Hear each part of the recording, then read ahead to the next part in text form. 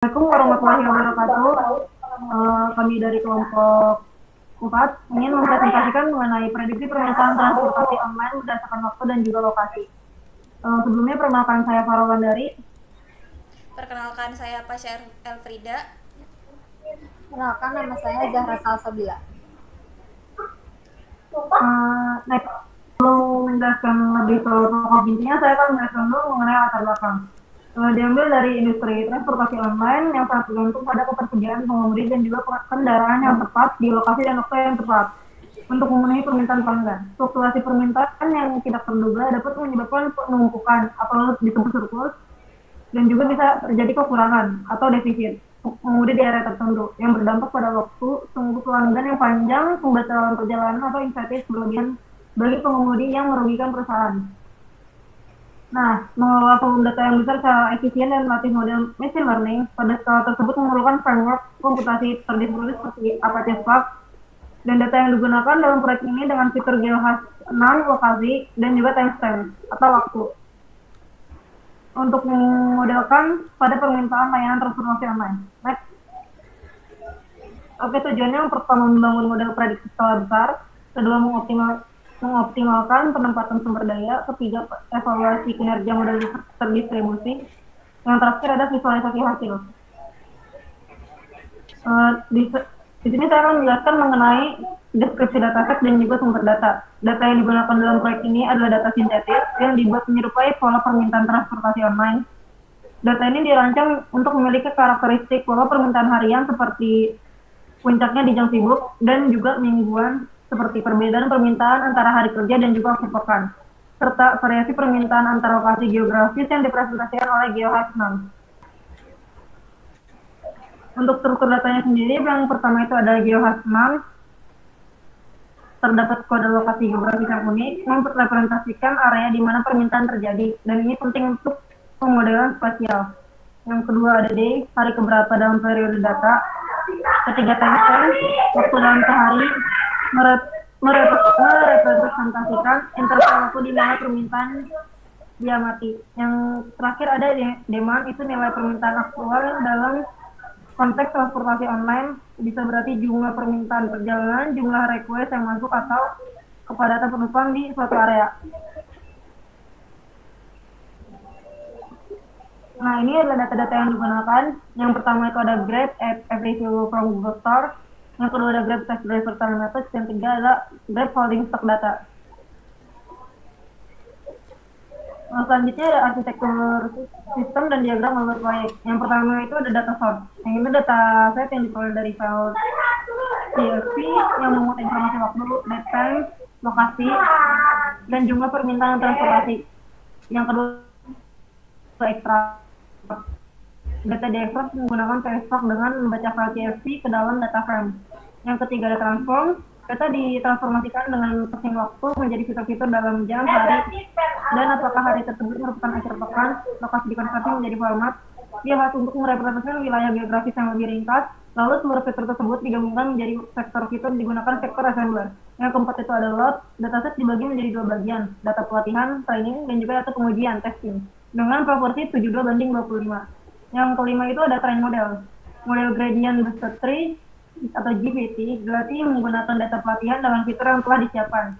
Yang keenam ada prediction. Model menghasilkan prediksi terhadap jumlah permintaan transportasi pada waktu dan lokasi tertentu. 7. Evaluasi. Di evaluasi itu kinerja model menggunakan metode MAE atau mean absolute error untuk mengukur akurasi prediksi terhadap nilai aktual.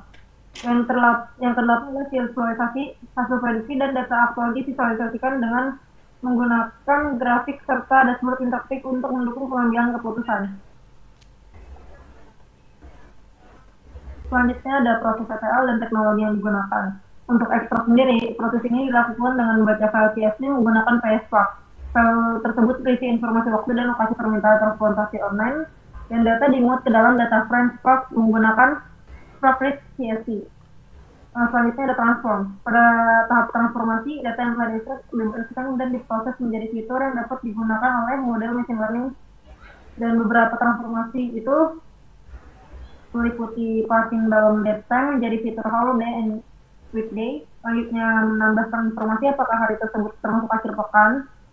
Selanjutnya mengkonversi koordinat lokasi menjadi geohazard karakter. Selanjutnya menggabungkan seluruh fitur numerik dan kategorikal ke dalam fitur menggunakan vektor assembler. Selanjutnya ada transformasi, dan ini dilakukan menggunakan PSPark SQL dan juga PSPark ML untuk memastikan efisiensi dan stabilitas. Itu adalah data yang telah diproses kemudian dibagi menjadi dua bagian, seperti data pelatihan, tren, dan juga pengujian. Pembagian dilakukan menggunakan random spread dengan rasio 5% untuk pelatihan dan 25% untuk pengujian. Dataset ini digunakan dalam proses pelatihan dan juga evaluasi model. Yang selanjutnya ada hasil analisis dan temuan. Jadi analisis yang digunakan adalah pre-processing, training, evaluasi model. Langkah ini melibatkan operasi pada Spark Data Frame. Pada processing lingkungan PySpark harus diinisiasi. Lalu data Panda dimiliki, dikonversi atau dimuat langsung ke Spark Data Frame dengan penggabungan waktu dari ekstraksi fitur temporal, encoding kategorikal, lalu vektorisasi fitur yang digabung menjadi satu kolom vektor fitur dengan vektor assembler. Kedua, melakukan pembagian data dari Spark Data Frame dibagi menjadi set pelatihan dan set pengujian berdasarkan kriteria temporal day. Terakhir, melakukan pelatihan metode, diantaranya pertama ada algoritma, karena menggunakan PySpark MLIB, model gradient booster tree regressor adalah pilihan yang paling sesuai dengan dan berkinerja tinggi untuk menggantikan LightGBM dalam konteks Spark. Yang kedua ada konfigurasi model, di mana parameter seperti maxter, maxdepth, dan label call akan dikonfigurasi. Yang ketiga adalah pipeline ML untuk mengoptimisasi urutan langkah processing dan pelatihan model disarankan untuk membangun pipeline dan PySpark MLIB.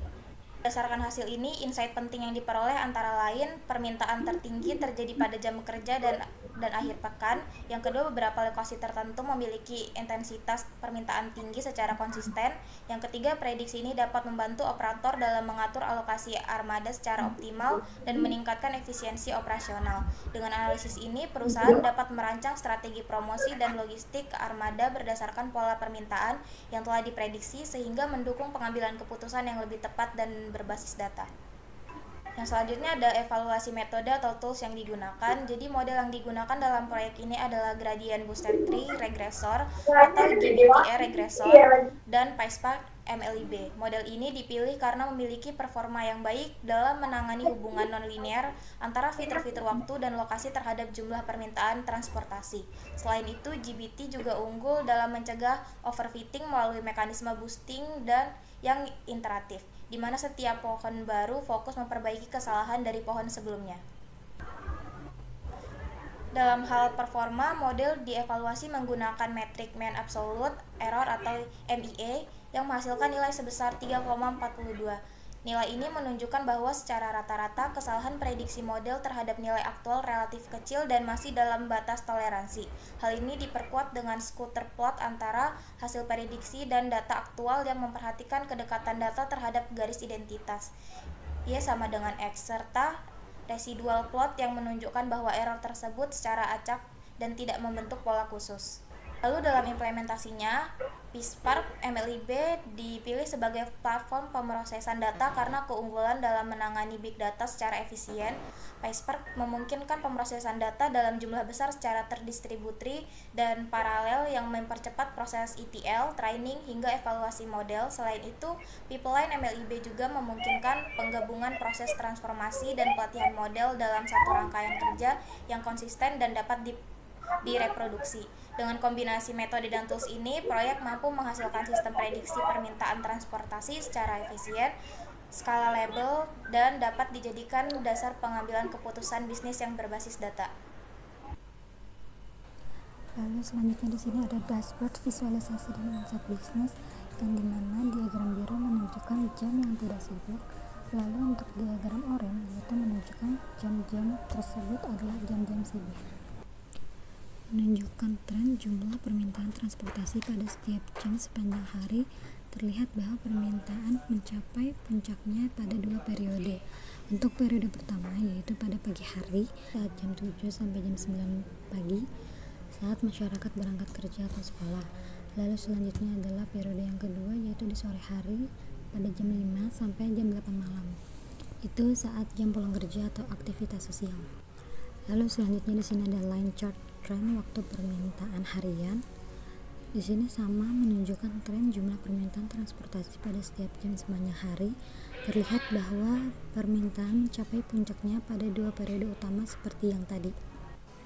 Selanjutnya di situ ada diagram lingkaran, yang dimana di situ ada warna oranye dan warna biru. Yang dimana warna biru itu seperti hari kerja, lalu untuk warna oranye itu akhir pekan. Menunjukkan jumlah tren permintaan transportasi pada saat setiap jam sepanjang hari. Terlihat bahwa permintaan mencapai puncaknya pada 2 periode utama, pagi hari pada jam 7 sampai jam 9 pagi, lalu sore hari pada jam 5 sampai jam 8 malam. Selanjutnya di sini ada heat map lokasi versus permintaan. Ada kode lokasi, jam, demand. Dan di situ perbandingan prediksi versus aktual.